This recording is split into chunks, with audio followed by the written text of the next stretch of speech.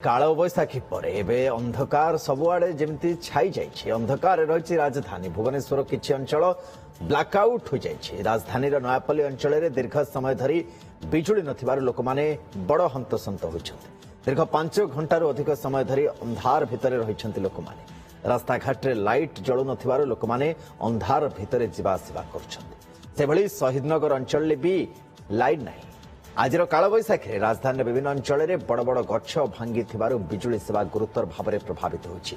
अन्यपटे स्थिति को स्वाभाविक करने युद्धकालीन भित्तिरे काम लगी बिजुली विभाग एवं अग्निशम बाहिनी जवान माने। मो सहयोगी ज्योति प्रकाश पति आम सहित सीधा जोड़ी ज्योति को अंचल ब्लैकआउट होइछि। आम देखुले सब चिकचिक करुवा कलिंग स्टाडियम भी श्रीहीन होला भाया देखा सेठी भी गछ भांगी बिजुली सेठी भी नाही।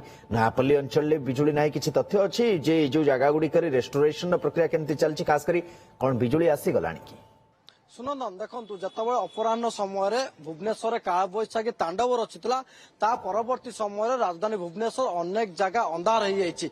कलिंग स्टाडियम कथा कहतु, नयापल्ली कथा कहतु, शहीदनगर रूपाली एसबू अंचल जो अपराह 4टारू एबे पर्यंत बिजुली ना। आम आप देखु ये हूँ नयापल्ली दृश्य जो बर्तमान भी पूरा अंधकार रही कहीं ब्लैकआउट पूरा हो जाइए। कि युद्धकालीन भितर जदि कहवा ताहले जो रही विद्युत कर्मचारी माने सेमाने जो छिंडी तार को मरामती करने चेष्टा कर जो सब गछ पड़ी रही साइड करने चेष्टा कर। आज जिते पवन बेग थिला जदि कहवा कालबैशाखी समय राजधानी भुवनेश्वर 60 ରୁ 70 किमी घंटा प्रति पवन बेग थिला एवं पाखापाखि जदि कहवा ताले 70 किमी झटकार पवन थिला जो राजधानी 100 गछ भांगी जिते राजधानी चकचक करे से समय आज पूरा अंधार देखा राजधानी भुवनेश्वर।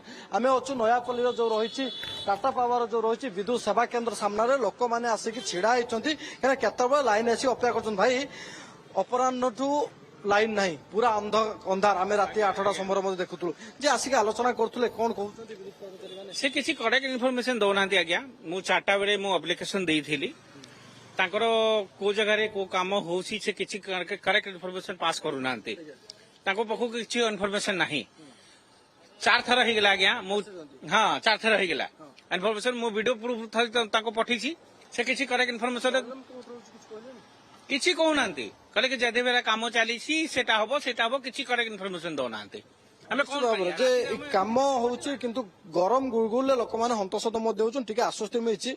सर गोटे पट हूँ असह्य गरम गुलगुल आश्वस्ति मिला किंतु बर्तमान कलबल कर अंधार राजधानी भुवनेश्वर केते चलानी सर लाइन नहीं को लाइन रे आपनकर एरिया रे आपन जो बर्तमान आस्ते केते लाइन नहीं मो घर है यहाँ इट्स नॉट अबाउट कि गुलगुली और व्हाट एवर मु जस्ट एक्जाक्टली 3:05 रे मो जो खरा बेलू लंच करने को आसली घर को से फट फट फट फट फट साउंड शुभिला। इट्स क्वाइट नेचुरल कि पवन है से पारे। But the point is very simple जो the kind of money that we pay and they are not giving us free electricity. हाँ नंबर 1 नहीं काल बैशाखी जन तो ये तो कहीं मनीष कृत करना whatever I want to tell I will tell. I will not आपन जोटा चाहिए सेटा मु कहबिनी नॉले you can take the mike to somewhere else.